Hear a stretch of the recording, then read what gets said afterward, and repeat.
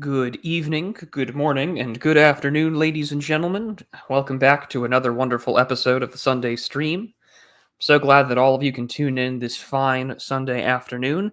And I thought that today would be a very special episode of the Sunday Stream because it just so happens that the uh, 1 year anniversary of the channel just happened to coincide it on today. So I thought that we would do something a little bit special after the lecture rather than just go straight to the frog of the week and our usual shilling, that I would do a little bit of an AMA. And as Ultra Radical Centrist says in the chat, hey, people, Prude here. So let's get started with everything. So today's conversation that I thought we would start off with is a discussion on alliances and foreign policy. This is all partially inspired by the recent news that came out between the French and Greek defense deal and what comes out of that. I originally had like a very long 23 tweet thread at work, and I accidentally closed out of the tab when I was exiting out of my incognito browser. And so here we are. We're going to talk about the French-Greek Defense Pact, its impact on NATO, and some of the issues with alliances as they exist in our current world. And after that, we'll simply break down some ideas that I've been outlining and drafting for what a foreign policy should look like for the next regime. It's going to be a little bit American-focused, but I hope that you can understand and bear with me. So with that being said, let's get started with the French agreement with the Greeks about their sale of frigates. So we'll get started. So we have a French agreement with the Greeks is conveniently timed after the AUKUS agreement between the Anglosphere. And it is a very European confrontation, a very European affair. So to put things into perspective, you have Greece. This little tale here is a tale about Greece, a tale about France, a tale about Turkey and the Aegean Sea, as well as Germany. And all of these people just happen to have a very close relationship with the United States, the European Union, and of course the North Atlantic Treaty Organization, NATO. So recently, over the last few years, as we've noticed, that Turkey, despite it being a NATO member and its long-standing history of American defense policy of housing nuclear weapons and rapid movements towards military engagements towards the Soviet Union during the Cold War, there has been a bit of a rapprochement between now the modern-day Russia under Vladimir Putin and that under President Erdogan of Turkey. So what we are seeing is this rather anti-Turkey bloc come from Europe. It's almost as if we're dealing with the Eastern Question 2.0, but rather than Russia doing something to attack the Ottomans, Russia and the Turkish government are getting rather close.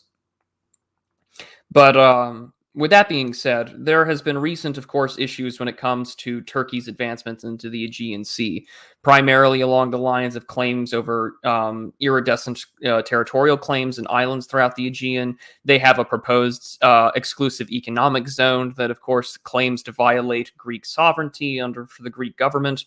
And then, of course, there's the whole Cyprus issue, and that's a can of worms deserving of its own video or stream in itself.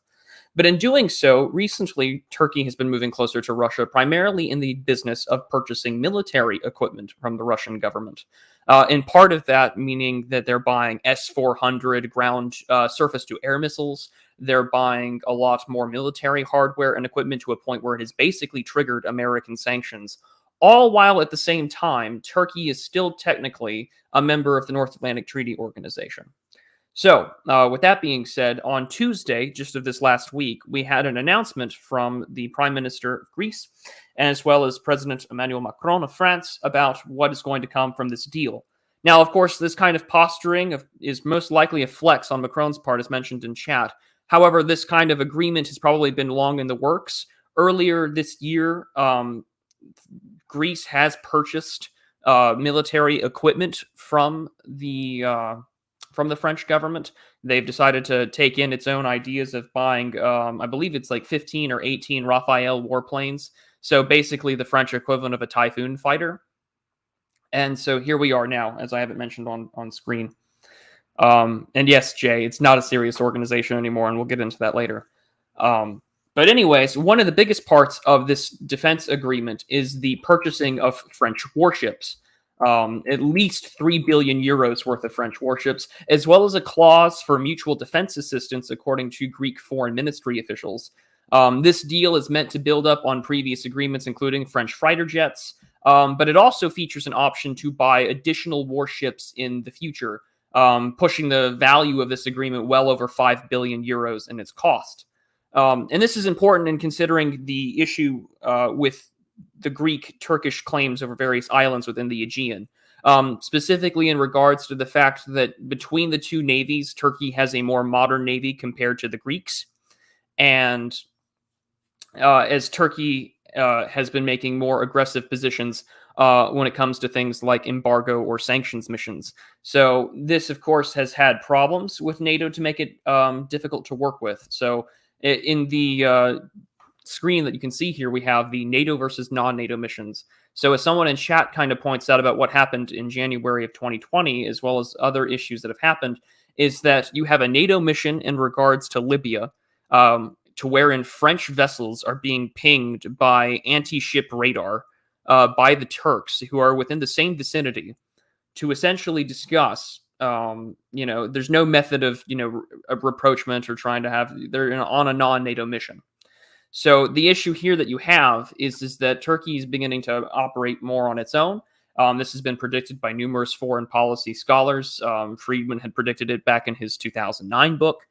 But the idea that Turkey wants to be its own power player, it very much feels in the same way that Russia does, is that you have this long-standing nationalist and religious history of a powerful empire, and here we are. Not to mention, let's take a look at the fact that the Ottoman Empire breaks up after, World War I, after centuries of existing and being this bulwark against sort of the growing powers within the European continent. However, in the past, historically, when it comes to issues regarding Turkey and Greece, or really any sort of conflict within the Aegean or with Cyprus, NATO plays a very hands-off approach. The person that normally works with these sort of issues is going to be the problem of the Secretary General of the North Atlantic Treaty Organization, which usually has the backing of the United States, to try and negotiate or find a way for these parties to stand down. Unfortunately, however, that doesn't necessarily work anymore. The last administration, of course, was trying to put nations to pay for their own defense. France and Germany have been very adamant for European defense autonomy, or the movement of a European Union army. And of course, Turkey is using its leverage both in regards to migrants and its own position within the NATO organization and its ongoing discussions about the European Union to put itself in a geopolitically strategic advantage. Now, of course, it's always, and as Hunger points out in chat, it's always strange for mortal enemies like Greece and Turkey to both be in NATO. And as I have under the picture there, a conversation about France and Germany, this is from France and Greece, excuse me, is that history wants us together, so does geography. And this is the words of the Greek prime minister just trying to put some honeyed words on Macron during this announcement. But as The Economist magazine points out, this is going to be a very European contest. So, for consideration, we are buying French warships, or the Greeks are buying French warships with the capability of tracking and taking down submarines. While at the same time, Turkey has purchased and has continued to purchase under existing defense agreements and contracts German submarines and their technology to do so. So you are now seeing sort of this extension of the Franco-German rivalry now being played out in the Aegean between two mortal enemy countries, all while all four nations are members of the North Atlantic Treaty Organization, whose original mission has long since passed. So this agreement, of course, is also in the wake of the AUKUS agreement. So France has been pushing itself to move on from this agreement. The Anglosphere is acting very much on its own compared to the continent. And of course, Emmanuel Macron, for all of his disastrous positions, kind of recognizes the importance of the sovereignty of the French state, has been moving rightward, most likely for electoral purposes. However, he has been identifying some issues and wants to put out France as a more global power. And this means building up its military, engaging in areas, of course, in Algeria and parts of the Sahel. And he has also addressed the cultural concerns regarding the Algiers War for Independence, where he had said in a recent statement, was there really an Algerian nation prior to French colonization? While at the same time calling on his communications ministry and its department to put out broadcasts and productions to counter what he calls Turkish disinformation, considering that the area of Algeria had, a Turkish presence. So we're now seeing a lot of those old European rivalries pop up once again in the wake of these large institutions that they exist in. Friedman talked about it in Flashpoints, and of course, with NATO, we're seeing the same problem here. And we'll get into it in just a second here because there's a lot that we're going to be critiquing the heck out of NATO, especially in the wake of this agreement. So I see everyone in chat going nuts, but don't worry, we're going to be talking about it. But it is important to note that this agreement is definitely going to be shifting its position here. Especially within the range of the conflict potential in the Aegean Sea. Earlier this week, just on I believe it was last Thursday, Erdogan says that Turkey is looking to further its defense steps with Russia. This is from Reuters. They said that upon its return flight to Turkey, President Erdogan said after his meeting with Russia that he has proposed working on Russia and the construction of nuclear power plants and sharing nuclear technology. And in NATO member, of course, Turkey has also purchased S-400 missile defense batteries and has prompted Washington to cancel its sale of U.S. F-35 fighter jets and sanction Turkey's defense industries. So this purchase, of course, is triggering all sorts of issues between America's influence on these projects. So, I mean, all of these things are now bringing back up the very strong historical clashes and the strong historical border and iridescent territorial claims, not only in the Aegean, but also the very issues of alliances that we see in Russia. And we're now sort of seeing the European powers that exist that are trying to break away from sort of that Anglo-centric American sphere of influence that existed in the post-war order. And we're seeing almost a resumption of European political activity in the area. And in doing so, I like to say that this means that NATO is having a normal one. So as we can tell on this picture to the right, this is what Turkey claims to be its blue homeland or its iridescent territorial claims, ranging as far back as ancient empires and as well as the more Ottoman Empire more recently in a modern context, with several islands that are not technically claimed by them, but once were. In addition to the fact that they have done several military drills that are over disputed territorial claims between Turkey and Greece. One of them, most recently, a few years back, was the military drills of military aircraft exercises over the Evros Islands, which are claimed by Greece and are still being disputed between the two countries. And as I mentioned earlier, usually this is done in a very hands-off approach, and regional powers will try and do their best to intervene. However, considering that all of these parties are NATO members, the Secretary General oftentimes gets involved. So with all that being said, NATO, of course, is finally realizing, and at least to us from the outside looking in, has a severe strain in its ability to keep mission goals and oriented as intermember disputes arise. One of the things to keep in mind about this deal between France and Greece is that it is a bilateral agreement, so it is explicitly between two countries, because at the end, these two countries are members of NATO, and it is very hard and awkward to announce in your NATO situation that we're going to be talking about how these parties are engaging in defense against another nation, while at the same time, all of these nations are supposed to technically play nice. And as Steve points out in the chat, Turkey is returning to its historical role as a regional power. It was just eclipsed by the Cold War for a while. And that's very much the case. As we've discussed on this channel numerous times, we have seen a clash. Literally, I'm going to pull it out from Huntington, the Clash of Civilizations. Turkey, of course, has been looked at by both the United States, by NATO, by the European Union as this method to be the gateway into the Middle East, because it was for a long time technically democratic. It was modernizing. It was liberalizing its economy. And all the while, of course, there's this backlash to it. And what better way than to respond to this backlash than from the West, than to try and implement your own guy into it. And in doing so, Erdogan responds. So we have the wonderful issue that takes place in 2015, this coup attempt where its leadership is also somehow an asylum in the United States. So there's a lot in there that tells us that this has a lot of Western and American influence from its intelligence apparatus. Erdogan cracks down on the military, cracks down on the civilian populations, consolidates power. And in doing so, it has responded quite clearly to the West that it's not interested in its games of, this universalization, trade talks, and its own cultural identity. Keep in mind what Huntington said, and I love this phrase so much, is that the West wants to, liberalize modernity. Whereas instead of the Middle Eastern, Arab, and Persian and Islamic countries, their idea is to Islamify modernity. And of course, that's what we're seeing here.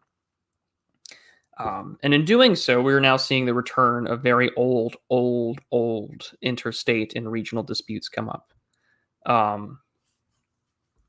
And so, with that being said, NATO, of course, has put itself in a position where it has little to no power at all. This isn't the first bilateral agreement that exists either. I can think of the Aachen Agreement from a few years back with Germany, and of course, I believe, with France as well, putting new powers into their area of renewed cooperation. And in doing so, it's a bilateral agreement. It has nothing to do with NATO. It has nothing to do with the European Union. One of the things that we often overlook, I think, when it comes to any sort of political commentary, and more so Americans, I think, than anybody else, is that when we look at Europe, we mainly are viewing it in a very modern sense of the European Union. And many fail to recognize old rivalries. Many fail to recognize that there is still state diplomacy, even within the existence of the European Union. So when we take a look at this, we need to look always at geography first. Secondly, which state actors are involved. And then finally, what organizations are they a part of? But with all that being said, and why I say NATO's having a normal one, as that lovely Twitter phrase comes to mind, is that NATO has lost its ability to mitigate, these inter-party disputes. It doesn't have the necessary political will or the opportunity to actually mitigate these defense. And as Lowell points out in chat, it is very much a web of entanglements. Very much so. But let's see here. Tuesday asks this question. As the post-World War I and World War II paradigm comes to an end, are we seeing the rise of new monarchical dynasties with figures like Putin and Erdogan? I don't know if we can necessarily call them monarchs, but they are certainly autocrats in some essence, Tuesday. I think that Erdogan consolidating power in the face of Western attempts to sort of, I think, dethrone him, essentially, is a sign. Putin consolidating power, of course, but I mean, he still has his Duma, he still has the oligarchs. And on top of that, there was that recent aspect of conducting a royal wedding. So that may be a potential aspect of it, but I think it's too early to tell. But I do see that we are seeing a breakaway from these post-war dynamics for sure. And because of that post-war dynamic, finally sort of seeing its breaking point, that's something that I think is worth discussing about NATO and its purpose. And I want to criticize it sort of similarly to what we did with the neo-functionalist stream a couple of weeks back, because there's a lot of issues that exist within NATO, because similar to the EU, you have all of these old interstate tensions that are bubbling up with no capacity to either change them or reform them. And not that you would even expect to. How on earth can you expect a relatively, less than 100-year-old organization try and solve a centuries-old problem? So I have the EU and NATO flag up here, and this is what we're going to talk about, is the limitations of broad institutional alliances. And the reason why I wanted to bring this up is because this was the 25 tweet thread that unfortunately I tabbed out of, and I pain. That's all I'm going to say there. But here we go. I'm going to talk about this issue here. So limitations of broad institutional alliances. So we already just witnessed one of them, where we're seeing Germany and France literally use Greece and Turkey as a way to play out on their technology and to sort of renew their rivalry.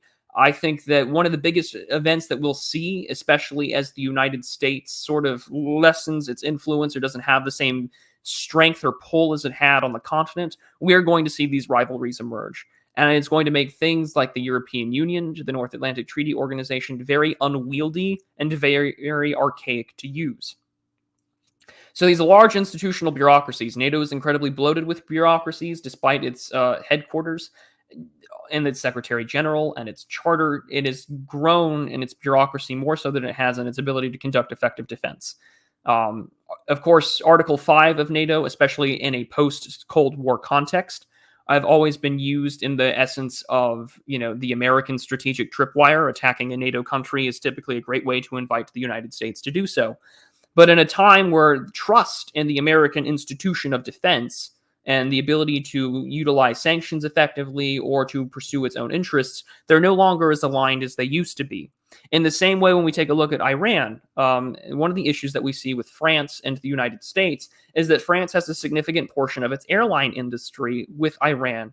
In terms of its production, and then it is done to sort of evade American sanctions. One of those issues, of course, being a very large sticking point when it came to the JCPOA, or what's known as the Iran nuclear deal under the Obama administration. And in doing so, we're seeing these tensions of the inter-party, clashes, their own national interests, finally bubble up now that these sort of old ancien kind of mandates are no longer there. However, we're also seeing more regional defense pacts. So there has been a lot of criticism from Eastern European countries, Poland especially, about the German and the French move away from the United States and this call for European defense autonomy. And in part, this is because during the Trump administration, there was a significant amount of investment in Poland from the United States, as well as the expansion of NATO to various other members of Eastern Europe. One of the things to keep in mind is that post fall of the Cold War, one of the biggest issues that was talked about, and one of the biggest issues that was discussed, was the idea of German reunification. The Soviet Union, of course, was uneasy about it. The Americans promised that this is what they would do, is that they would reunify Germany. We can discuss NATO expansion later. And in turn, by that, the idea came forward of reneging on the American promise. So, of course, what happens after the fall of the Soviet Union is that pretty much the United States expands NATO, and by extension, the European Union follows right along with them, up pretty much to Russia's borders. And in doing so, you have now literally made the idea of any sort of continental, peace between Russia and the rest of Europe very difficult. Not to say that this would ignore national interests, that's always going to be there, but you've made things a lot more tense. And in doing so, you have now forced Eastern Europe to make a decision, regardless of its ethnicity, regardless of its language, regardless of its history, to pick a side. These rather new sides as well. The idea of going along with the West, either the European community or with the United States and its military prowess, or you side with Russia. And in doing so, we're now sort of seeing the fault lines of today's geopolitical problems in the West today. And in doing so, regional defense pacts will most likely be something that we see in the future, especially as we start seeing regional defense agreements happen between France and Greece and between Turkey and Russia. And I'm sure that we'll see something similar that's been pointed out in chat about some sort of Eastern European intermarium. I would expect that to happen, especially as Western Europe begins to break further and further away from the United States to do so. But the second point to come across, of course, is the idea of the worth of the American promise. Now, the American promise doesn't particularly mean much. We have to consider what happened with Ukraine and its disarmament of nuclear weapons. And of course, we have to consider the worth of the American promise when it promised not to expand NATO into iridescent territorial claims of Russia and the former Soviet republics. We have to consider the worth of the American promise after Georgia was invaded in 2008, and the almost zero inaction that came from NATO, other than, of course, defense posturing, political words and rhetoric, and military defense drills. And with that being said, I think it's very important for us to realize that these broad institutional alliances, typically meant in a very bipolar world at the time of the Soviet Union and the United States, are not necessarily living up to their mandates anymore. And in doing so, you're going to see a significant problem come up again, which is the geographic interests here. Geographic proximity and spheres of influence are going to come up once again. When it comes to geopolitics, geography über alles. You're going to be taking a look at who's immediately on your border, who's funding those that are right up on your border, what is the strength of those next to you, and how quickly could they get to you. And so we're seeing this once again renew. Now, do I think that European defense autonomy is a good idea? In the long run, probably. Should it be under the European Union, France, or Germany? No, and we'll discuss that in a little bit. But again, NATO has a lot of problems here because, once again, how on earth are you able to mitigate conflict between two parties at hand, whether that be Turkey and Greece, whether that be France and Germany, or anyone else under the sun when it comes to the NATO flag? Not to mention various issues when it comes to communication. The NATO organization and its members that did engage in the wars in Iraq and Afghanistan, of course, have its own issues, mainly between the fact that you have the Americans once again dragging this political issue in front of them and not addressing other strategic concerns. You have a very east-west divide when it comes to issues of military deployment, where the funding should be, not to mention the more recent calls from the American government, at least under the Trump administration, for those to pay their own share. There was a great article a few weeks ago by Barry Posen, a scholar at MIT who's written many books and articles sort of critiquing the liberal hegemony and primacy of the post-Cold War United States, saying that allowing us for buck passing and sharing the burden would allow the United States to focus more diplomatically on rapprochement, retrenchment, and allow the Europeans to have more autonomy. And in doing so, this would allow them to focus on more immediate issues, allow them to identify allies, and in turn be more cost effective in the long run. So, an American very bloated defense budget can be spent on more effective things. Now, keep in mind, will that probably ever happen? Most likely not, but we'll get into that towards the end when we start talking about foreign policy for the next regime. And as Lord Hendrickson points out, NATO is only strong when it comes to terror bombing. Yeah, you're absolutely right. When we can, the issues in Serbia and Bosnia, yeah, it's a very good point. So it's not like it has the world's most stunning track record either. But with all that being said, I think that this is a good way to sort of transition the critiques of these broad institutions and the problems that we see with NATO and the problems that we see with the European Union and sort of the default idealist liberal position that has been around literally since the 1890s under Teddy Roosevelt and has expanded since, at least from an American point of view. To where now the ideas of human rights and democracy are sort of the staple talking points and rhetoric of virtually any Western European country, whether it's on the continent or whether it's the Isle. And so this is going to be an outline of some thoughts that I've been working on. I'm probably going to make this a Substack post. It's been a lengthy draft, several pages long now, about the importance of us looking at the world, not just focusing on politics domestically. The world doesn't pause.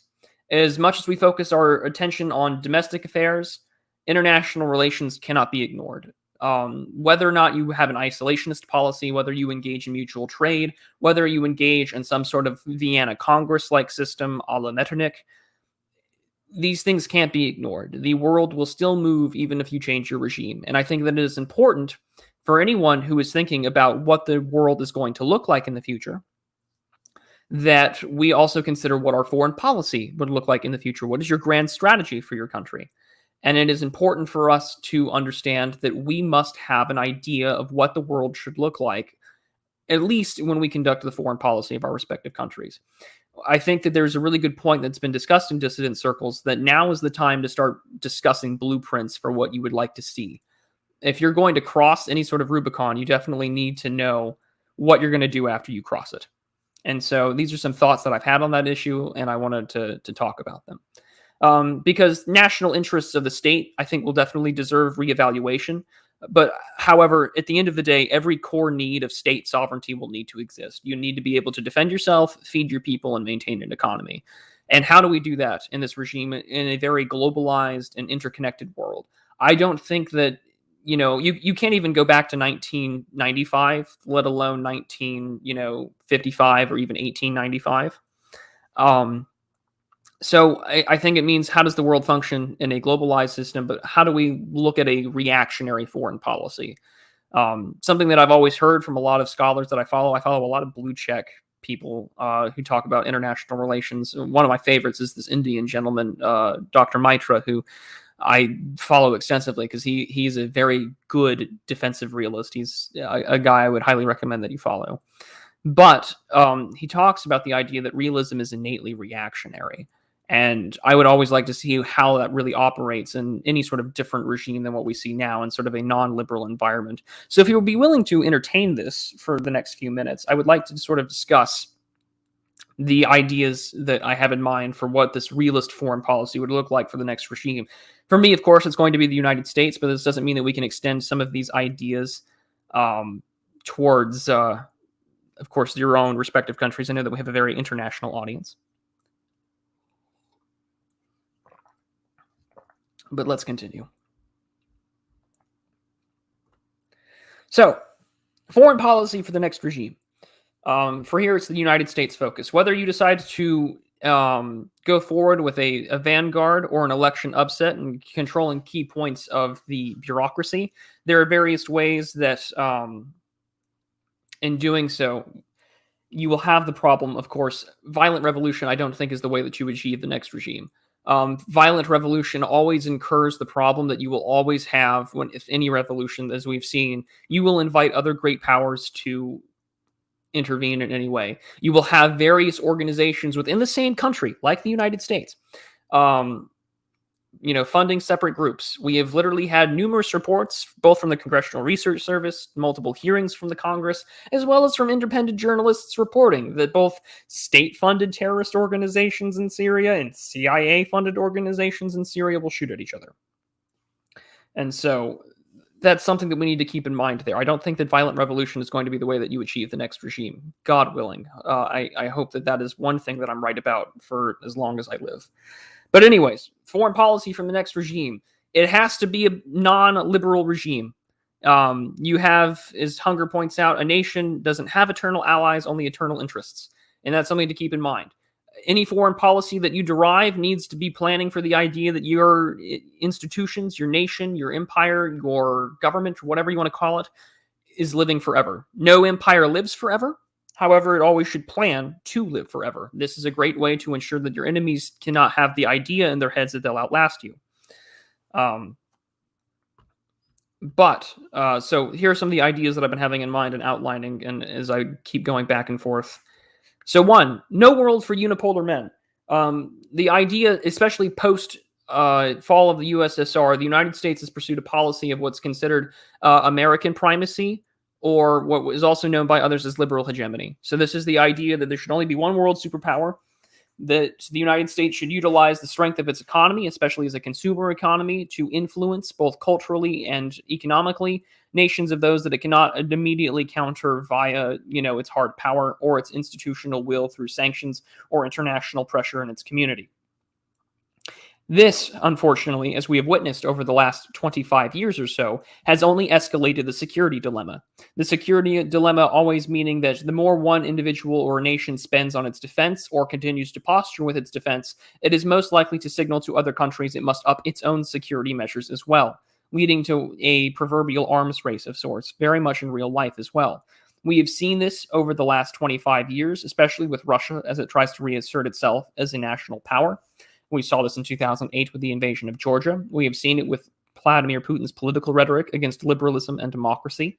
And more recently, of course, we've now seen it with Turkey and Russia buying weapons from each other and trying to posture themselves to a more closely aligned defense posture against the Western European continent and, by extension, the United States.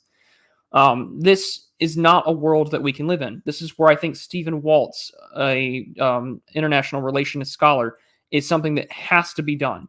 You cannot have a unipolar world that doesn't guarantee security.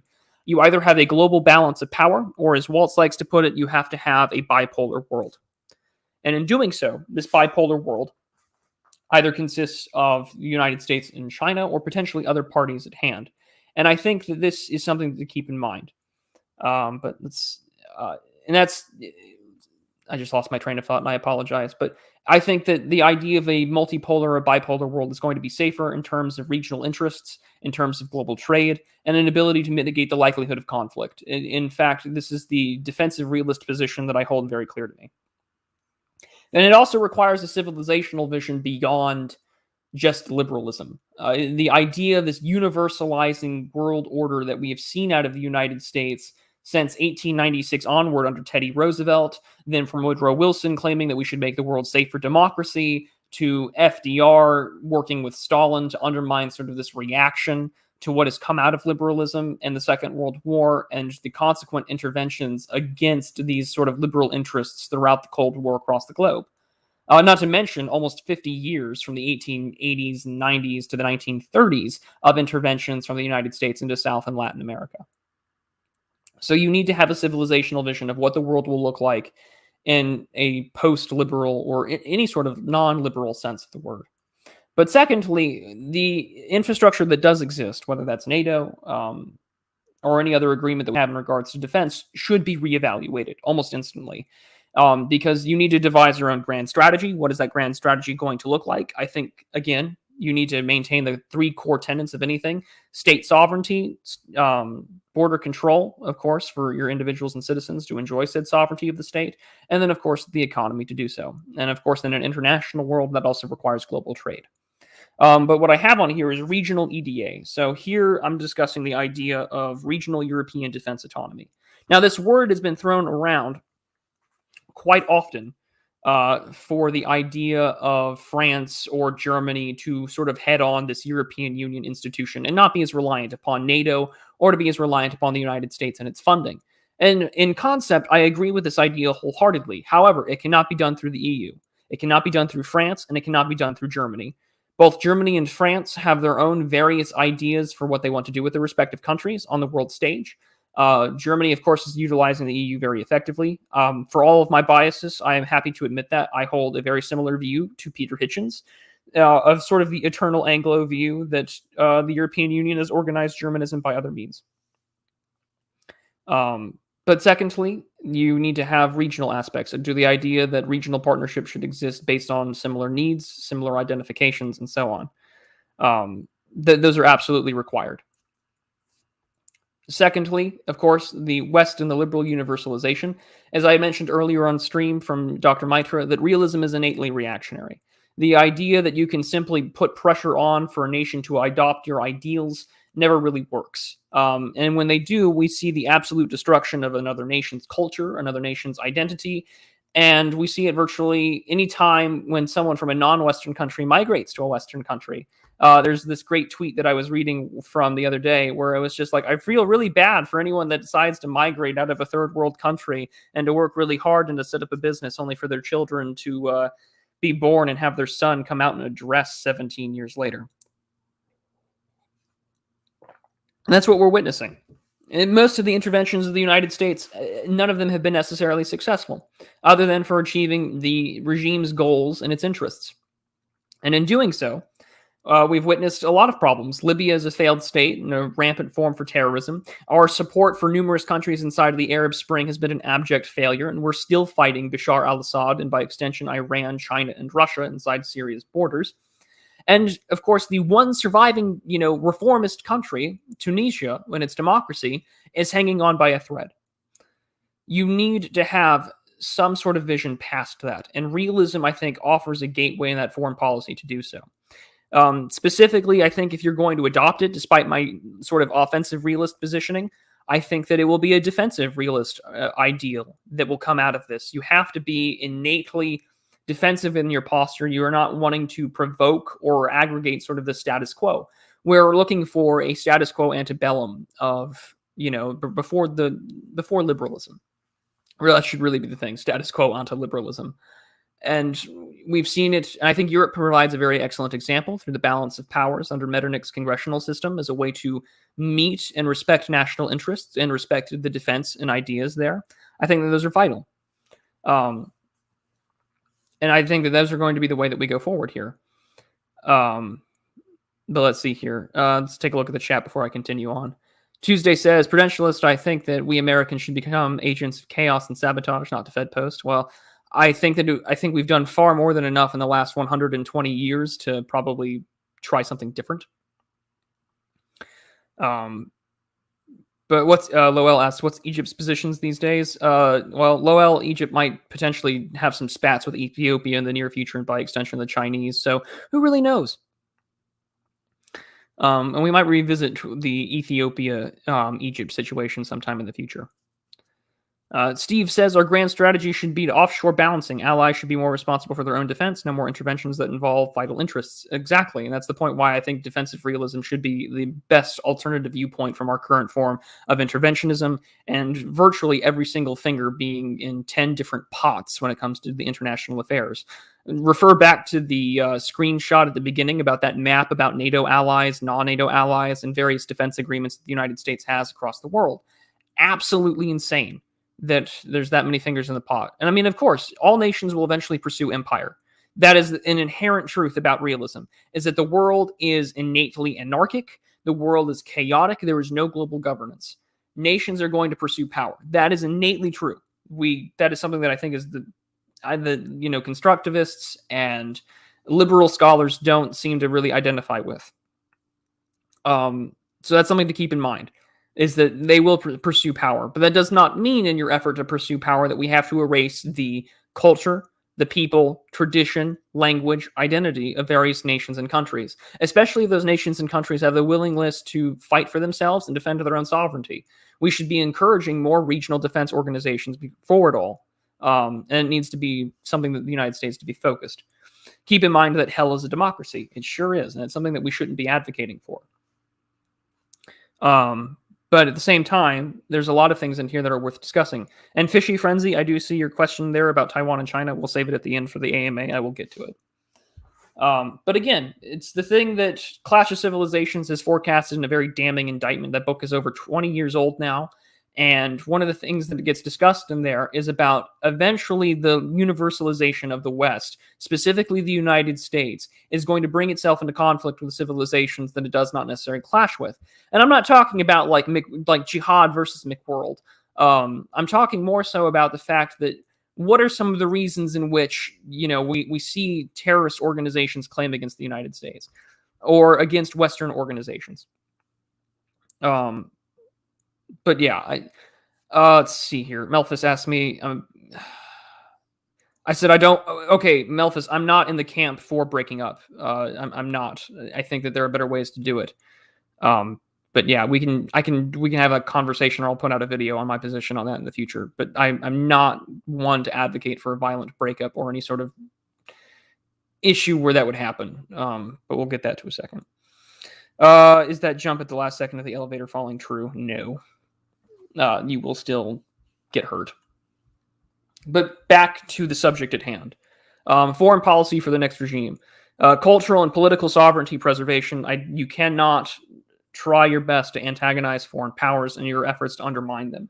Now, unfortunately, the damage has been done from the last 100 years or so, at least from the post-war period. Blue jeans, American media. America's greatest export is its culture and what it consumes, and that inevitably trickles down. I remember living overseas. I was told that in the early 2000s and the mid 2000s that Germany was stuck in the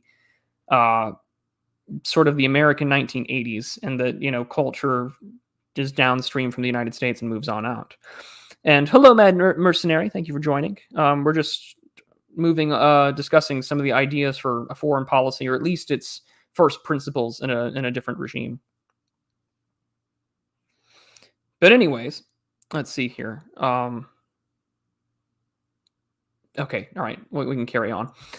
But, the great power struggle will always remain. As I said, from a realist perspective, especially when we take a look at the world through a neo-realist lens, whether you're offensive or defensive, great power struggles are going to remain. There is no global government. There is no one actively pulling the strings, or at least one single institution pulling the strings, that determine world affairs.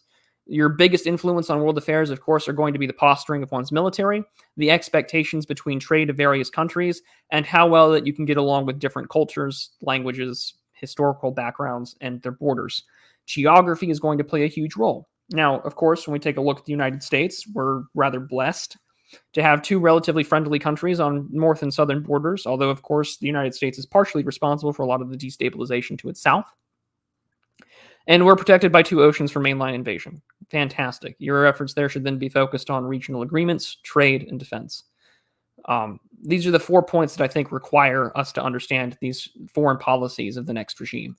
All of those being the idea that the universalization of the West has led to disastrous consequences in foreign policy and has escalated the security dilemma not only towards, say, Russia, but also China and virtually any other nation that the United States has antagonized. And in doing so, you have only instigated and kickstarted virtually any other major power's push for empire. We see this as a response to the United States and essentially its policy of containment towards China, whether it's the recent AUKUS agreement, whether it's security agreements and its positioning of American troops in South Korea, Japan, or Australia, and trying to pursue or at least maintain its agreement with the Philippines, which has recently been renewed by the Duterte government. So all of these things are in response to American positioning. And this is one of the tragedies, of course, that John Mearsheimer writes about us, is that the pursuit of empire inevitably leads to these conflicts. And of course, from an offensive perspective, this is why the importance of such a strong military is important. However, I think that in any sort of alternate viewpoint, you're going to have to focus on defensive realism. These ideas, of course, are my stream of thought, my line of consciousness on this issue, in part because there's a lot of things that would have to be considered and recognized. Of course, ranging from demographics, ranging from what are actually the strategic importance here. We have a consumer economy in the United States. I love that Jonathan Bowden line where here in the West, we talk about, this consumer economy that's built upon debt where you can do whatever you want. And if you decide to, if you're hungry, you can order up a pizza at 3 a.m. and some gentleman who's an Albanian will come and deliver it to you on a motorbike. That's virtually where we're at now. And of course, these are things that would have to coincide with cultural, political, and social changes in the West as well in the United States.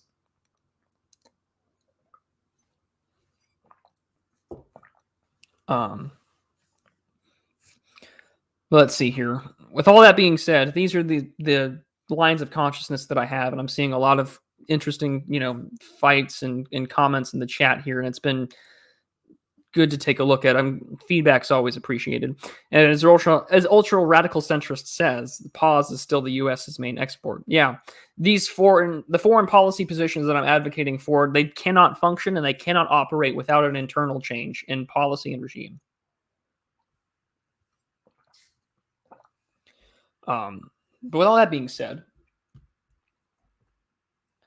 I would wrap up the lecture early today and sort of just take some AMA here. But today is the channel's anniversary. And I wanted to talk about some lessons learned, and then we can just take questions and things like that. So I've been doing this for a year now. I cannot express how thankful to all of you that I am for the last year, that we've been able to see growth, that people like this sort of stuff, that you all come here, whether it's for the Frog of the Week, whether it's for a lesson, and the fact that you all pay me. It's something absolutely mind-blowing. I mean, I started this, a year ago to talk about, to finally, say something rather than to constantly consume. I've been following people like Academic Agent, Sargon. I got introduced to AA, and then I found out about the Distributist and Charlemagne, and then Radical Liberation, and everyone in here that I thoroughly enjoy. And I thought, well, finally, now would be the time to put out, something of my own. And of course, I had plenty of time on my hands. At the time, I had been dealing with dialysis. I was working from home. So I was like, screw it. Let's just try. So words cannot express to all of you how thankful I am for where we've gotten. But I do want to take away some key lessons, because I know there are also people in the chat that are also content creators. So while I have no authority at all to express this, these are the lessons that I've learned in the first year of doing this. Networking online is just as much as one would in IRL. It reigns supreme. And it's kind of funny. I don't network as much as I should, especially because it's funny if you were to meet me in real life and I were to go to some of the events that I've done in the past, whether it's like a chamber of commerce or a business networking social, I have no problem walking up to complete strangers, introducing myself and telling you who I am. Whether online, it's different because you have this persona, and it's not necessarily yourself. It's just this anonymous depiction of your ideas and what you want to put out. And it's always difficult sometimes, I think, to put yourself out there without necessarily coming off as, disingenuous or just as a yuppie-esque up-and-comer. But the networking that I have done, I've learned is incredible. I know some of you are in here due to Academic Agent, in my appearances, whether it's on UO or his recommendations of videos that I have made. So, again, a really great example, and I'm very thankful for that. But the other lessons that I've learned is something about audience. I have discussed a variety of things. I try my best to talk about ideas and concepts that aren't very rank punditry. I try my best to avoid that. I have done it probably twice on this channel with the German election, and then I gave some commentary on that stupid TPUSA thing with the porn star, and that was about it. I really try to avoid that. And at the same time, though, there are many of us who are reactionary. There are many of us who are right-wing or who are just not in the mood for liberalism or pause, and I get that. And there's an audience for that. I'm still trying to figure out what I should be doing and what I would like to do.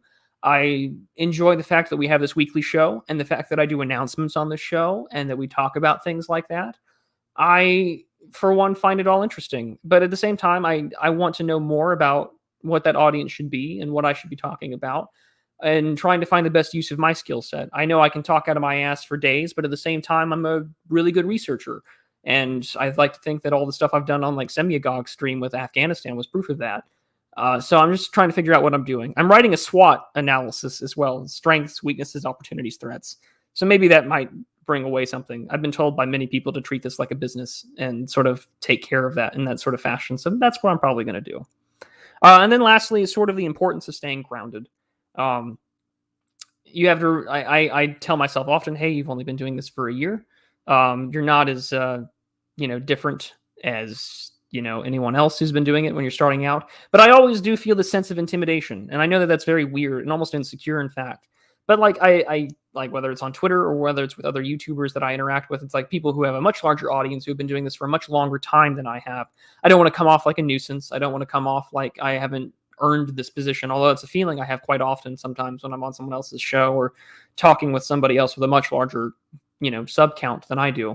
But the best advice I have heard for a very long time has been, don't pay attention to the sub count. Just focus on what you believe in, what your voice is, and go from there. Which is why at the very end, I've always talked about staying grounded, because I think very important is to just, know what you're good at, stick to what you're good at, and talk to people about what you're good at. And in fact, what I'm going to do right now is I'm going to find this little video that somebody made, and I was absolutely endeared with it because it was done by someone on my Telegram chat.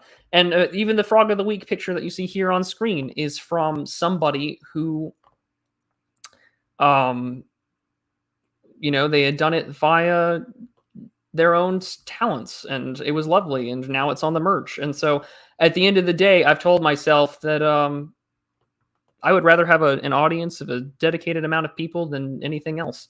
And to me, that's just the God's honest truth. And at the end of it all, I guess for a year, I'm incredibly thankful for that.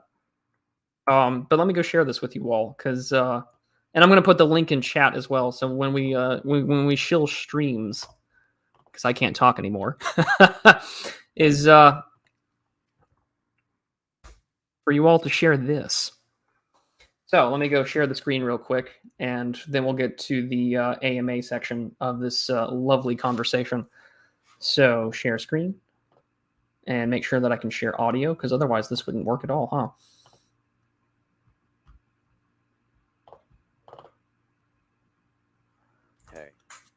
Hey. Yeah, you. With the device. Watch this prudentialist video.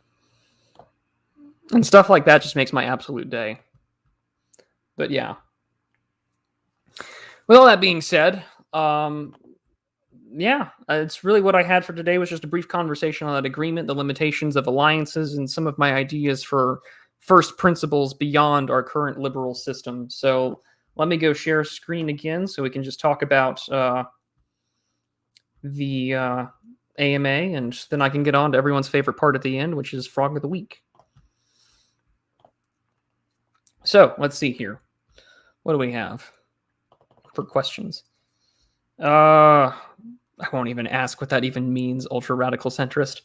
But no, there was some questions earlier that I wanted to take a look at that were really good. There was one about China and Taiwan that was asked, whether how likely China was to invade Taiwan. And the problem is with that question is that we're seeing like a good chunk of the Chinese country being under blackouts. They're having a significant energy strain, not to mention that they're still building up their naval capacity. While China is trying to take advantage of the point of America's image after the wake of Afghanistan, the United States' regime quickly responded to that with the AUKUS agreement and more posturing. Japan has been very adamant about dragging the United States into it. If anything were to happen, right, it would be a purely defensive conflict, and I'm not sure it would happen in a way where Taiwan gets in the hands of the CCP.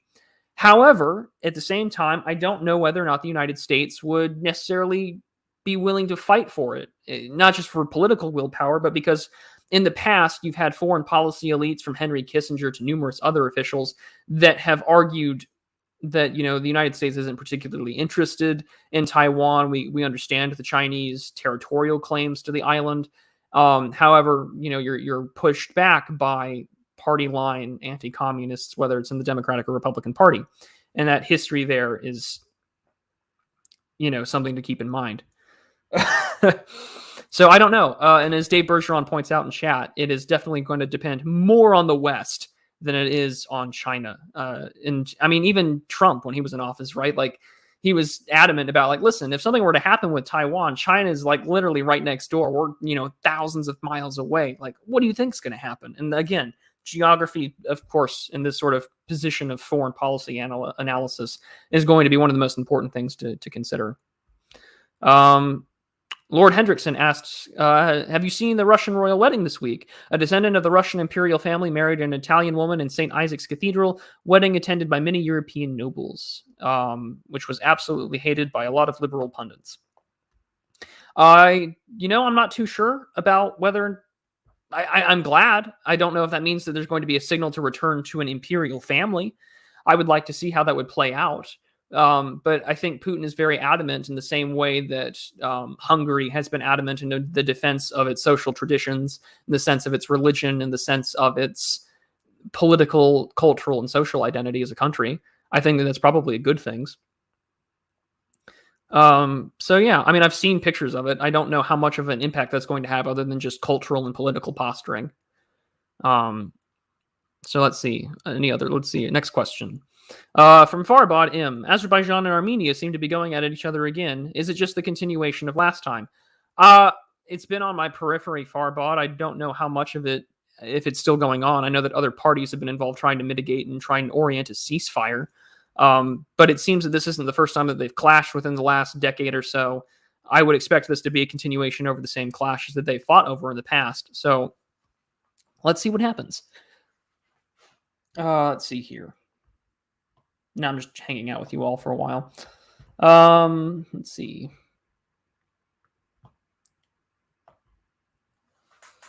But yeah, I mean, you can ask me anything. It doesn't have to be about foreign policy. It can be about the channel or anything like that. I'm seeing everybody talking about Edward Dutton. I guess that's where the taint check thing comes from.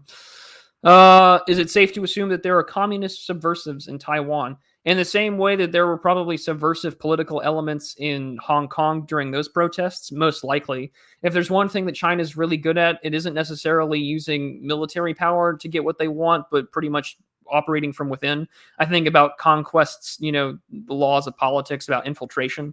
Anything that's not explicitly right-wing becomes left-wing. Anything that's not explicitly anti-China becomes pro-China. And I mean, we see this too with how China conducts its foreign policy abroad, right? Like we have Confucius centers all over the United States to a point where Stanford University is telling Congress not to investigate Stanford University for Chinese spies, despite the fact that there have been professors indicted on spying and espionage charges for giving the Chinese access to classified information or federally funded information. Not to mention that Confucius centers are a really great way to get spies that are American born. So, I mean, that's something to consider. But moving down to some of the other questions. Melphis asks, are you interested one day in doing a video on bigger matters related to the U.S. U.S. robbing of Russia and American betrayal of Russia after the fall of the USSR? Yes, and that's something that Crimson Wolf asked me as well. It's something that I've talked about, and it was something that I was originally going to write for the Great Powers Journal like several months ago. So I have a draft on it, so I should probably get back to that. But I do want to discuss it. Because what happens fall of the USSR is pretty much the United States, shaking hands with its right hand, and then behind its back, its left hand has its fingers crossed. And I think that was a great mistake, because one of the most important things, like if the current foreign policy establishment is going to exist, right, one of the biggest mistakes that it ever made was going back on those promises. And in turn, you made the idea of Russian rapprochement all but impossible. Because what was going to be the rising power at the time? Who were the two biggest countries that the United States foreign policy establishment was really getting antsy about during that time? It was Japan and China. And that's one of the biggest issues that I think happens, is that if you're going to do any sort of balance of power to counter a rising hegemon, especially if we understand power transition theory, you're going to want an alliance to contain that, or you are going to want something that at least has some sort of cultural identity unique to its own. So it would be almost the inverse of the Sino-Soviet split, right? Where it would be the, Sino-Russian Federation split. And I think Russian rapprochement is something that any future, regime should engage in, especially for the West. And it's something that I'm kind of glad that Germany is doing. You need a better way to integrate Russia back into the continent, at least economically, right? And they have so with energy resources. That's one of their best resources for Russia to engage in politics is natural resources. But yeah, Melphis, I'll probably do a video on that in the future as well, for sure. Fishy Frenzy asks me, do I play any video games? If so, what are your favorites? I like real-time strategy. I'm a fan of also 4X games. I've been playing this Halo mod for Sins of a Solar Empire called Sins of the Prophets that I've been really enjoying because one of the first like big shooters I played growing up as a kid with my uncle was like Halo CE when it got ported to the PC. And that's also another one that I play. I play the MCC a hell of a whole lot. Fallout New Vegas, yes. I have also been really thoroughly enjoying a more modded Morrowind and the classic Fallouts, so like 1 and 2. But yeah, those are some of my favorites. I do enjoy old shooters. I'm not old enough to say I really enjoy boomer shooters, but I do enjoy the fact that retro shooters are a trend again. Strategy as well, and then I love flight simulators. I love Microsoft FX10. That stuff was always enjoyable. I loved flying as a kid, so it was something that I really liked to do. Any like war game where I can be in the cockpit of something, I'm sold. I'm right there. That's me. Let's see here. Another question comes from King of Games. If you had a chance to consult with the creation of a reactionary grand strategy game a la EU4 Empire, which time period would you want to set it in? Probably, if I would do any sort of time period like that, I would probably do it during the Napoleonic War. Just take Metternich and like up it times 10 and go actually further than that. Make the Congress system a little more based. That's probably what I would do. I don't play enough of those games to probably give you the most accurate thing. I play the occasional game of Civilization, and that's about it. But yeah, I would definitely do it in a realistic time period where you could have an actual, divergence in the historical timeline where things could be a little more reactionary. Let's see here. Tuesday asks, is it worth casting a vote in the 2022 midterm elections? Voting just seems to be a masturbatory exercise these days. It's worth quitting. I get clashed on this because so to give some context of like my political evolution, like when I turned 18, I like signed up to be an election judge, and I was very civic nationalist and civically oriented about the idea of, democracy is important, voting is important. And of course, once you start working in those exercises in those institutions, you get really woken up to just how bloated and bureaucratic and awful that system operates, whether it's the party system or how your local election system works. But it depends on where you live, Tuesday.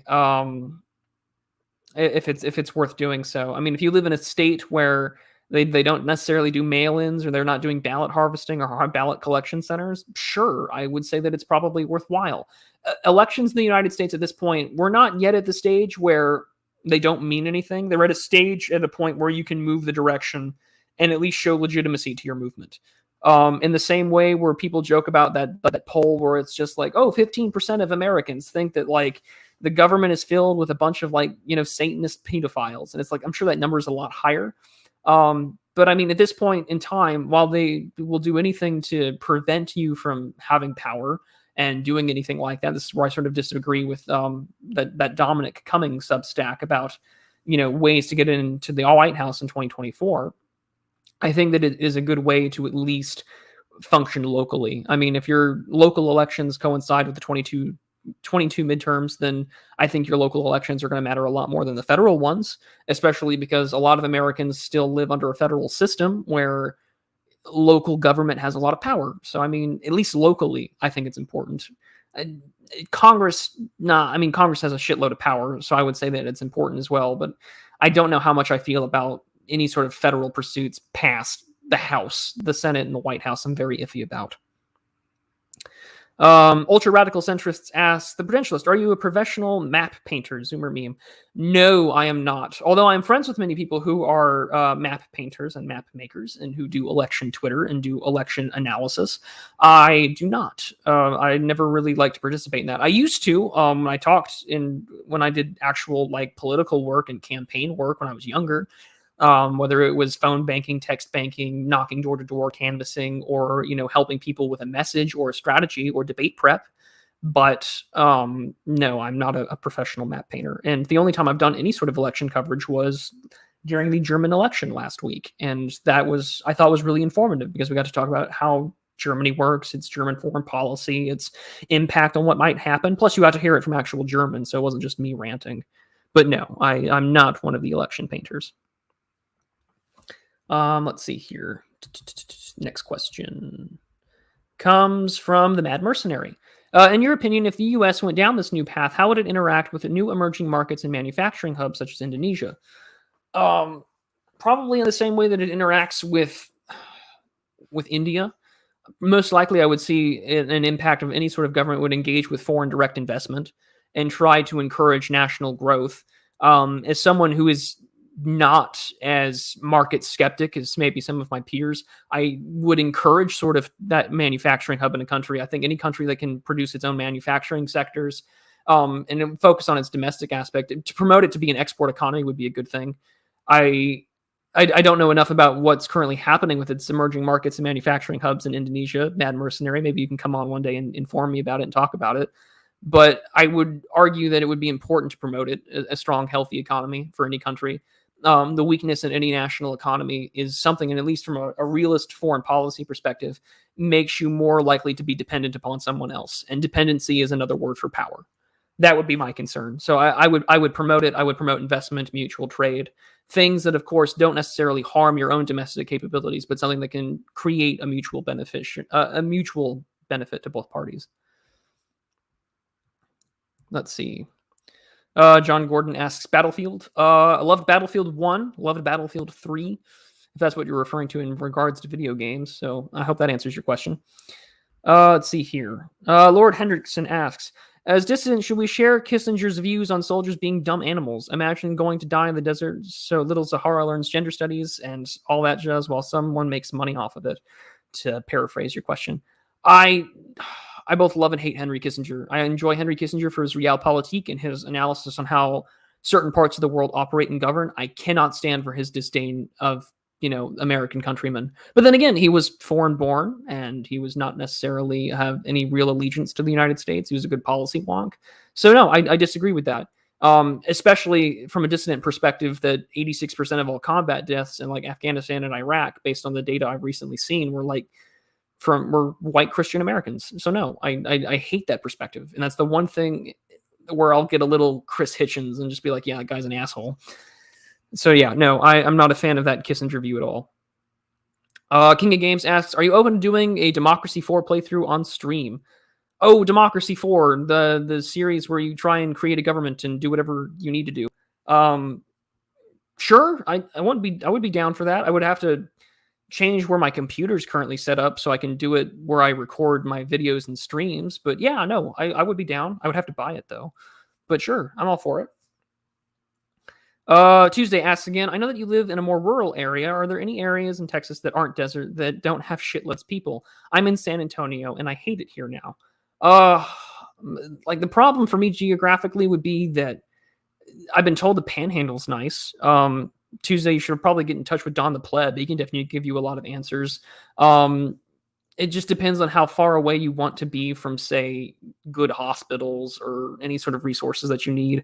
I don't know how much you're gung-ho on the homesteading thing, Tuesday, but like any parts along the Texas-Oklahoma state line are pretty nice from what I've heard. So those are things that I would recommend. Just the major highway systems that lead you into like the Dallas-Fort Worth area, that metroplex is growing like a malignant tumor. So keep that in mind. Let's see here.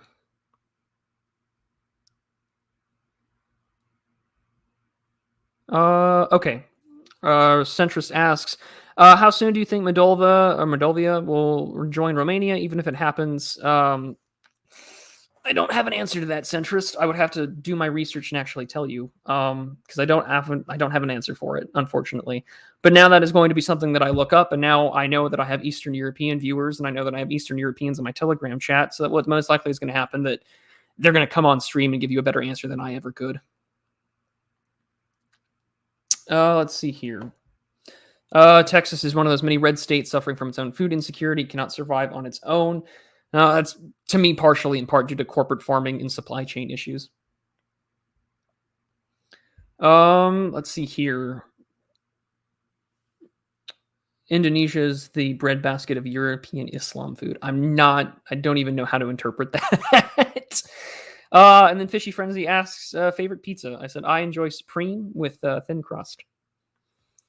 Let's see here. Mandor says, I just tuned in. I'm an international relations student. I have a female professor that claims to be a realist, yet focuses on small states. Is this as paradoxical as I think it is? I mean, you can be having a realist lens and talk about it. I mean, there are many schools of realism. You have classical, neoclassical, and offensive realism, defensive realism, all within the neo-realism school of thought, but focuses on small states. I mean, how so? I would have to know more, because you can talk about small state analysis in a realist lens, and we've definitely done it here about, smaller regional powers doing so. It just depends on how small she's going. But yeah, I mean, I don't think it's that paradoxical, but I would need more context. Tuesday says, I was thinking about Hill Country, but I'm afraid Houston boomers have priced my native ass out of there. I mean, halal meat. Okay. Tuesday, Hill Country, I mean, it's going to have the same problem that you would have with any outskirts of any major city. If you can't afford it, I would avoid it there. I mean, my advice to you is always going to be find a nice place where you can, even if you don't make that much money, if you can find a place where you can get a few acres of land and a mobile home, and you're on your own and you're not dealing with any sort of the crap that is urban living, because trust me, the going from urban to rural has been one of the greatest things out there, and I greatly enjoy it. But it just depends on what you can do for yourself, and that's what I would recommend. Nazamo MK Ultra Victim, do I believe in the Froggian spirit? I think, well, I don't know. I'm quite good friends with the frogs. I think there's definitely a spirit there. I would definitely argue that. I think that if you're based enough, the frogs will just talk to you. Lord Hendrickson says, how do I feel about Cuba being... Oh, wow. Okay. Castro looking more like an Anglo than George Washington at some point. I mean... On the issue of demography, I mean, that's always going to be an issue with any government. And of course, the phrase about it being destiny, I think, is arguably true when it comes to democracy. I didn't know that about Cuba. I'm a little bit surprised and taken aback by that.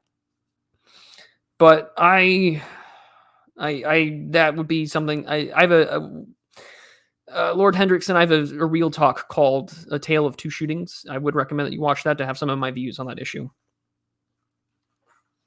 King of Games asks, the Prudentialists, what are some of the realist foreign policy for Belarus? I mean, you're both seeing both Russian intervention and EU intervention in there.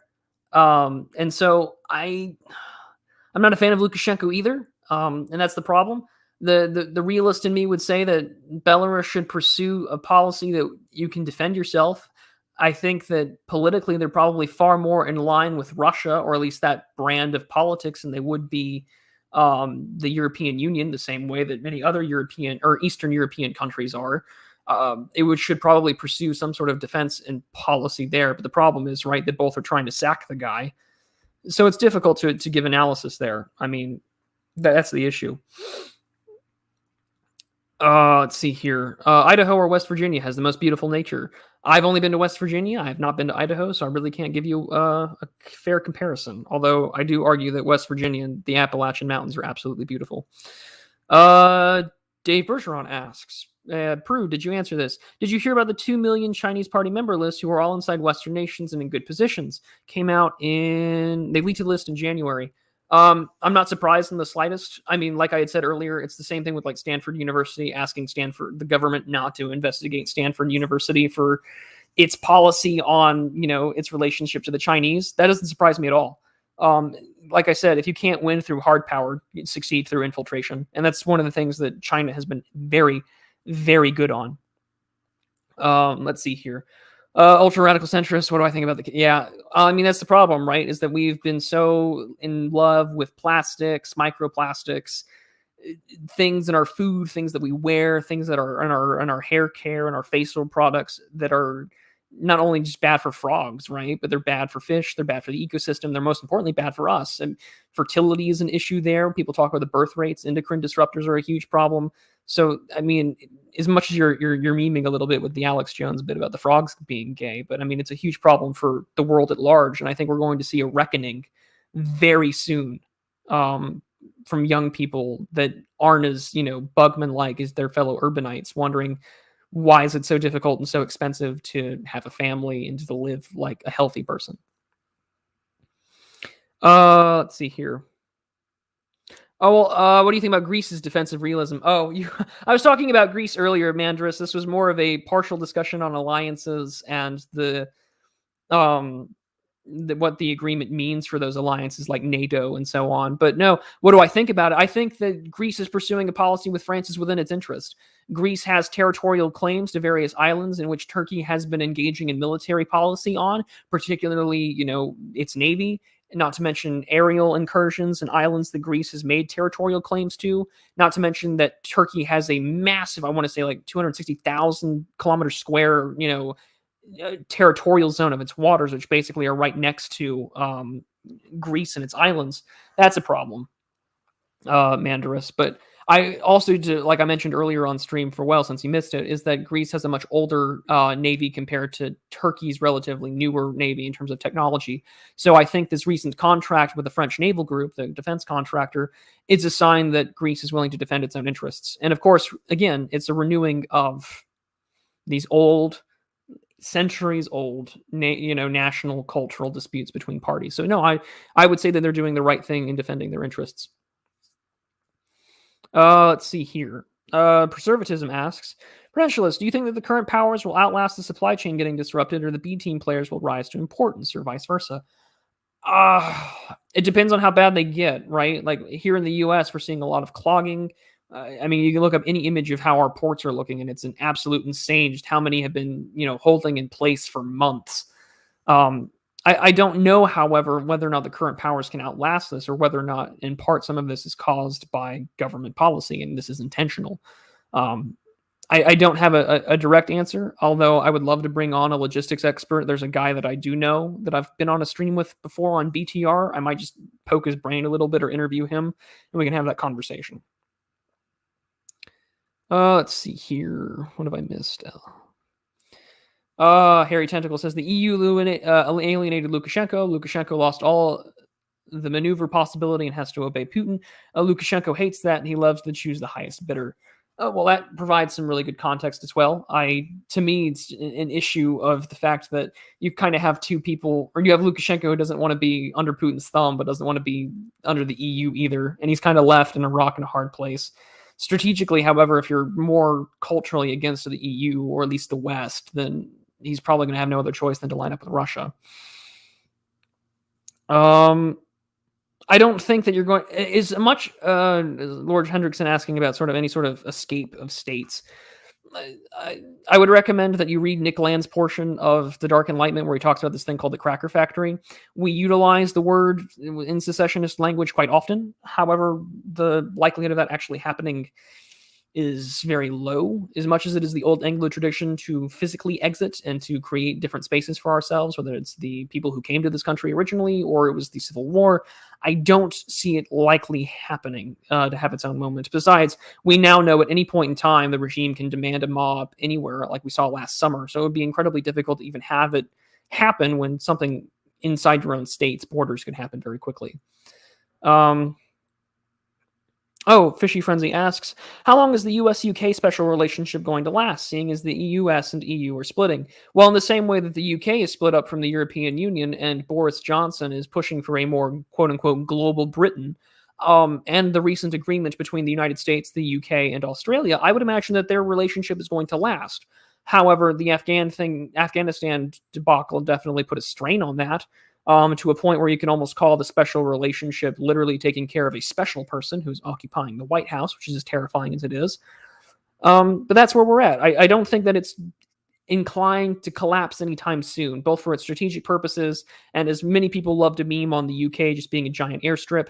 I think that you are now seeing a resurgence of the United Kingdom's own geopolitical interests, a global Britain, so to speak, to reassert itself.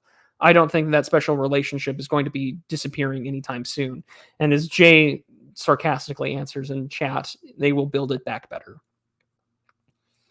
But let's go on for a few more minutes if y'all have any more questions, and if not, we can move to announcements and Frog of the Week. But yeah, I mean, those are the lessons that I've learned. I'm very much blown away by the fact that it's a year on, and we're over 3,000 people like to follow and watch, and it's nice. And the fact that, we have the Twitter and we can talk about it there. And of course, the Telegram chat, which is in the description if you're interested. But let's take a look here. There's another question from Mandarus. Do you think it's possible for the EU as a whole to have a right-wing turn at any point in the next 7 years? No. So let's take a look at some things, right? So EU, right after 2008, we started seeing after the Euro crisis a massive surge in Euroscepticism where it finally gets popular, and we're seeing sort of this populist movement happen. Brexit happens. You are then seeing a very, very strong position where we're going to make it almost impossible for the UK to actually leave, to a point where they don't really leave until Johnson gets elected in November of 2019 or September of 2019, about finally getting Brexit done. And the Tories were scared shitless about a Brexit party, and the French, hand-wringing the British over every aspect during negotiations, especially once Macron got into office. It makes it very difficult to see a right-wing turn, especially when, one, the European Union is primarily, like I mentioned earlier with the Peter Hitchens reference, organized Germanism by other means, to where the EU, Germany, and through extension Brussels, right, aren't going to allow any real right-wing resistance or anything that is remotely skeptical of the project. See how they've responded to Poland, see how they've responded to the Austrian conservatives, see how they've responded to Hungary. So you mean like a pro-EU yet right-wing? I don't know if that'll happen either. And it depends on your definition of right-wing, right? Like if you want to say that we have a position where a right-wing European Union happens, I'm incredibly skeptical. Would migration potentially be the mechanism that brings that? Maybe. But who knows? I'm very doubtful, though. The European Union is way too entrenched in its liberalism and way too entrenched in the European project of undermining the sovereignty of the state that any sort of massive election of members of the European Parliament, I don't think would be a real rebuke. They don't like nations. And even if you were to get a pro-EU right wing, right? Or a European, a pro-EU right wing, what do you do there? MEPs have very little power anyways with the European Parliament, right? Because you have the European Commission, the European President, an ungodly amount of bureaucracy. It would be very difficult for that to actually happen. And as the infamous Guy Verhofstadt has done in the past, he hates the idea of national sovereignty. He campaigned actively with the Lib Dems during the British elections about, either having a second referendum or getting Remain to happen. The institution itself is oxymoronic to anything right-wing. But let's see here.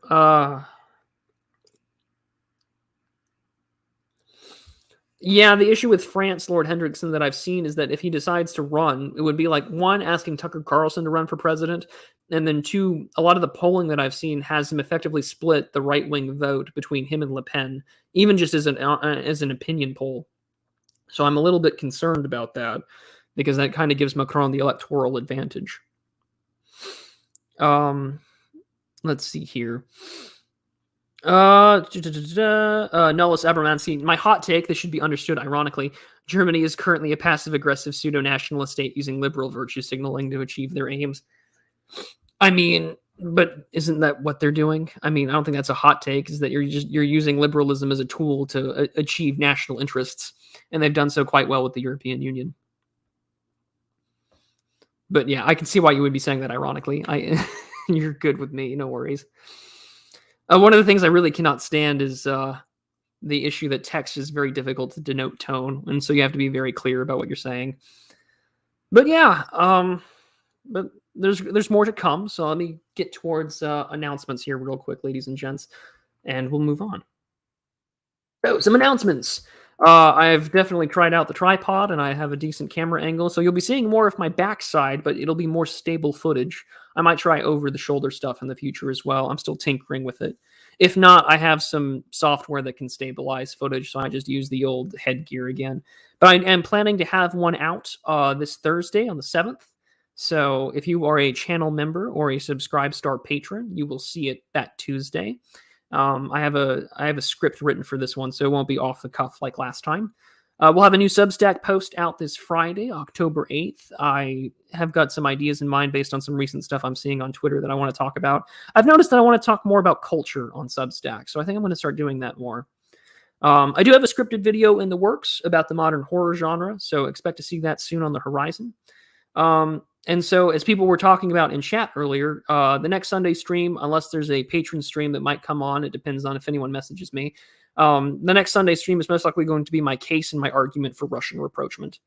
And then Prudent Reads is tentatively scheduled for the 13th of October with Mr. Raging Mandrill. We'll be discussing Barry Posen's book, Restraint, a case for a new grand strategy of the United States.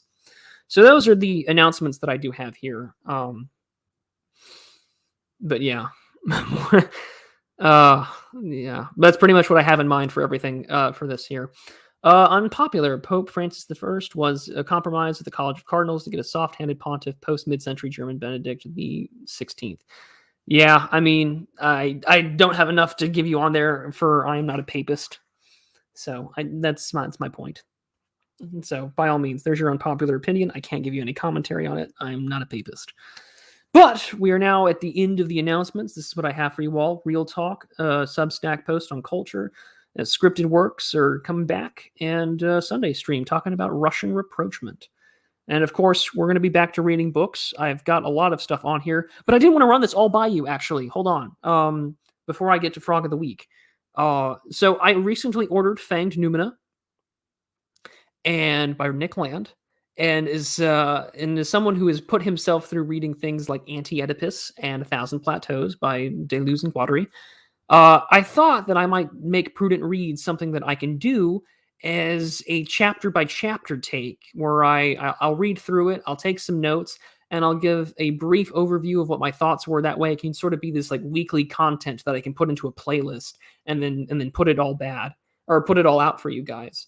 That way you guys can join me with what I read along. Would that sound like something that you all would be interested in, where like we go like week by week, chapter by chapter? That way it's kind of a quasi read along with some perspective of what I'm trying to understand from it. Not everyone speak up at once. But I think that's something that I'm going to do. I think with the future, that way it's not just a big old stream. Although I'm probably going to keep doing those book streams in the future. I think that the idea of going chapter by chapter might be interesting as well. So let me know what your thoughts are. People are saying, yes, it's cool. Surprise us, it's better. I might just do both, and that might be my surprise. Let's see here. But cool. All right. If people are interested in that, then that's something that we can go for in the future. And without further ado, ladies and gents, we're now at the end of the stream, so time for everybody's favorite part. So let's get to it. Yeah, man, chapter by chapter is easier for us to do the reading as well. Then we might just consider that. All right. Is the book any good? The more I hear about it as a meme more than anything else. I mean, we'll find out, Shay. I know that if you read his little section called Meltdown, it is the greatest piece of slam poetry I've ever read, and you should look that up for yourself. But no, I mean, like, his career itself is absolutely interesting. Like, let's talk about Acceleration. Let's talk about Loyard. And then we'll have these, like, meetings with the CCRU where it's basically him just sitting on the floor of a stage listening to, like, weird, like, disco music.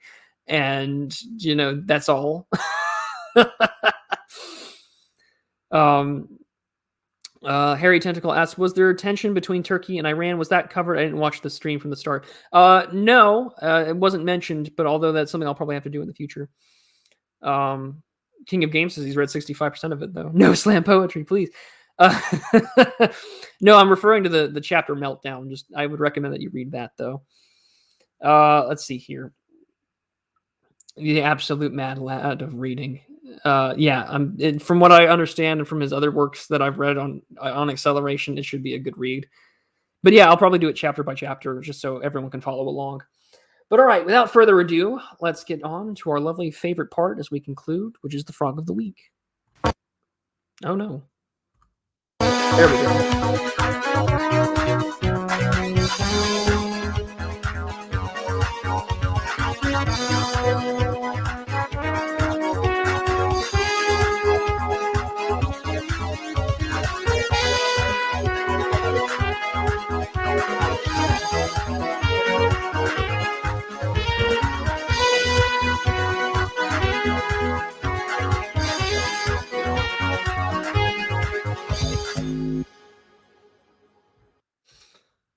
And thanks again, wonderfully, to our good friend Cyberpunk Internal Affairs for making that theme.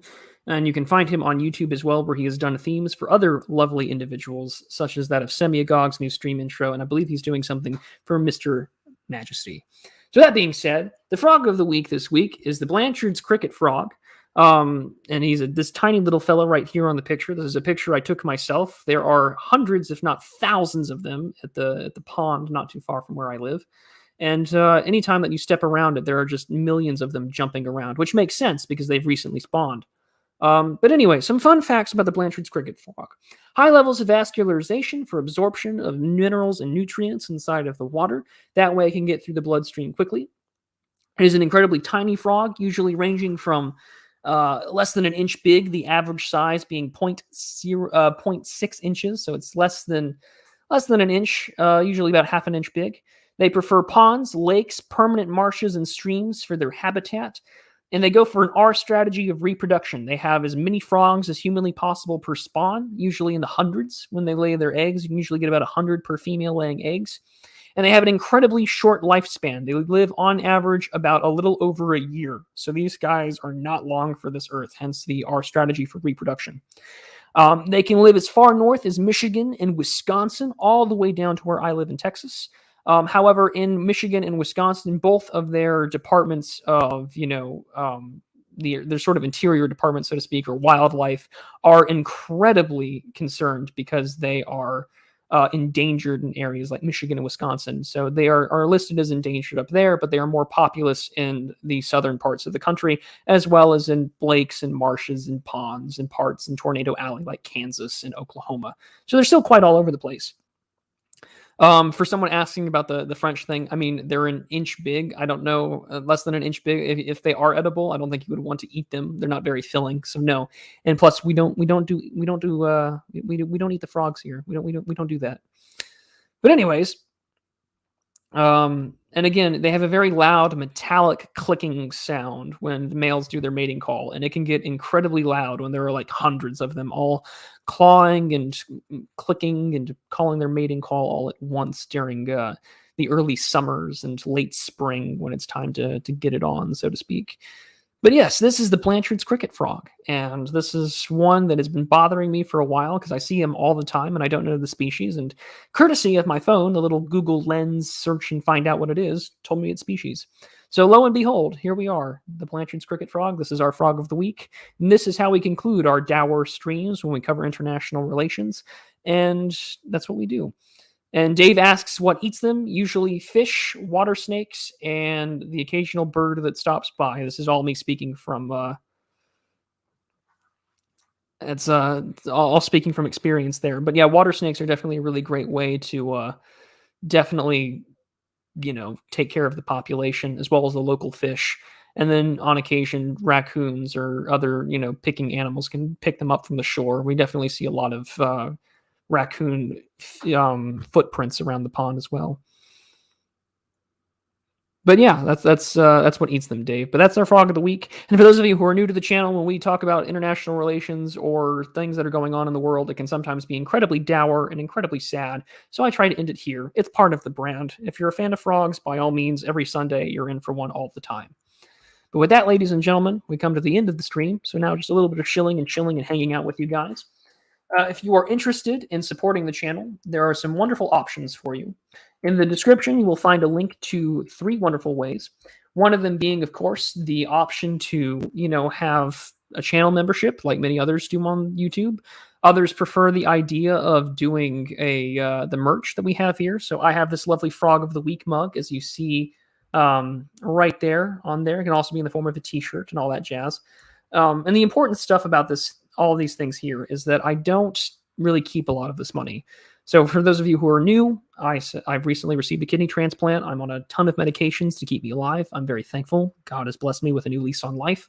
But I don't keep any of this. The ad money, the money from here, all of it goes towards paying off medical bills, keeping my anti-rejection medication cheap, and buying new books for the channel or paying people to make designs. The lovely gentleman who did the Frog of the Week design is in my Telegram, and I paid for this lovely design to compensate him for that wonderful work. And he's done other fun things, like he's photoshopped the Frog of the Week merch onto pictures of the lovely people who now run Afghanistan. So it's kind of funny, but yeah. But if you're interested, let me go share my screen and let you know where you can find me. So here we go, share screen. And share. So you can find me here. There are various frog-themed stuff for you guys. If you join, not only do you have access to book suggestions for Frog of the Week, you can tell me what books I should be reading or I should read next. Full access to content a little early. So if you join as a Subscribe Star member, any video that I put out from, I guess for the last couple of weeks now, you guys get to see it early. I will always put up an unlisted link, and you guys get to view and enjoy the content I put out early. And not to mention, you guys, if you do the frog tier or the rain frog tier, of course, you can suggest a idea or a topic of international relations that interests you, and you guys can come on and talk about it on the Sunday stream. I've had people come on talking about Afghanistan. I've had people come on talking about Lebanon, such as Hunger, a wonderful member of the Frogatorium here on the Subscribe Star, as well as others talking about U.S.-Mexico relations and the history of American conquest in Mexico, the Gadsden Purchase, the Mexican-American War, and how that plays a factor in today's foreign policy with President AMLO. So this is the way that you can support me. And I also use some of the money to save up for a new laptop because I do my streaming here because it's a lot easier than moving where my current desktop rig is. And I've had this one like since high school. I graduated in like 14, so keep that in mind.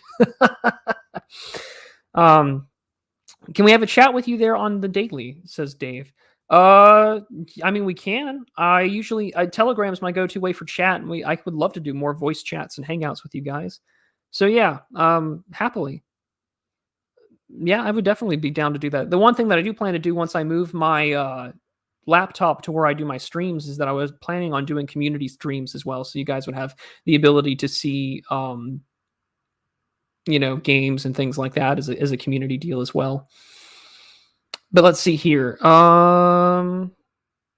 But yeah, I mean, you can also message me as well, Dave. So like if you become a Subscribe Star member, and even if you're on like the Frog tier, you can send me a DM at any time on that lad, and I get an instant email notification when it happens. Tom Nguyen asks, internal policy stream when? Define internal policy. Are you talking about like domestic policy for the country or something different? Because by all means, I can do a stream on that, although it wouldn't be the Sunday stream. It would be a different video or stream, but I wouldn't be opposed. But yeah, so that's just one of the ways that you can do the support work. And of course, there is the wonderful option of things like the merch there. You can get Frog of the Week mugs. I know that quite a few have been ordered already, so if you've ordered one already, by all means, message me or like tweet at me with a picture of it, because I really want to see people actually have them. I love mine. I love the design. It's very cute. And I posted one on Twitter this morning for you guys to see how it looks. Fishy Frenzy asks, who's your favorite humor account on Twitter? Such as I love Cundley Drupka. He is my favorite, and I'm a mutual with him on Twitter, Fishy. And the stuff he puts out, whether it's dunking on like political figures or niche micro internet celebrities, he's probably my favorite.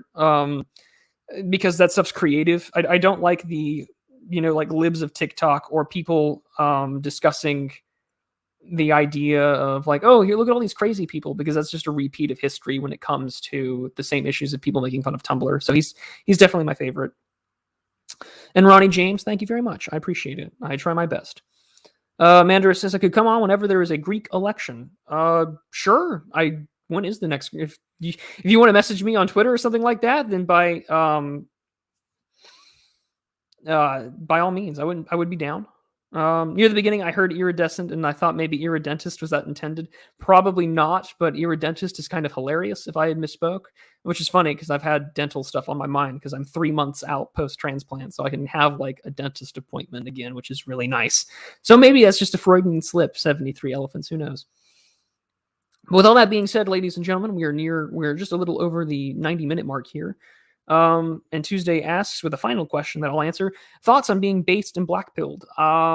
Can't say that I'm blackpilled. I mean, you can be based and blackpilled, but I mean, at the same time, that sort of limits your energy and thymos to really do anything about it, whether it's self-improvement or organizing with your community and neighbors. So for me, I would say that you can. I just think that there are better ways to look at the world than being blackpilled. And as someone who's definitely come back to Christianity, I think that as bad as things are here, I am always comforted by the fact that I've got my God and I have Christ as my savior. So I'm not particularly worried there. And Lord Henderson says, you Americans will eat cheese wrapped with bacon dumped in grease while drinking a gallon of Coke with an ice cream ball in it, but not a healthy frog made by God. No, frogs are friends on this channel. They're not food. And I don't eat like that. So not going to work on me. But yes, the average Paul Blart looking American definitely does, but they're not going to eat a frog. It's just a cultural difference. It's an Anglo thing, Lord Hendrickson. So be it. But anyways, ladies and gentlemen, I will have more content to come with new videos in the future. With all that being said, I will see you all later. I think I might be on a stream later tonight. I will let you all know in a community post as well as a tweet. And with all that being said, I love you guys. There's going to be another great year ahead of us. This channel is not going away anytime soon. And with that, I love you all. God bless and be prudent.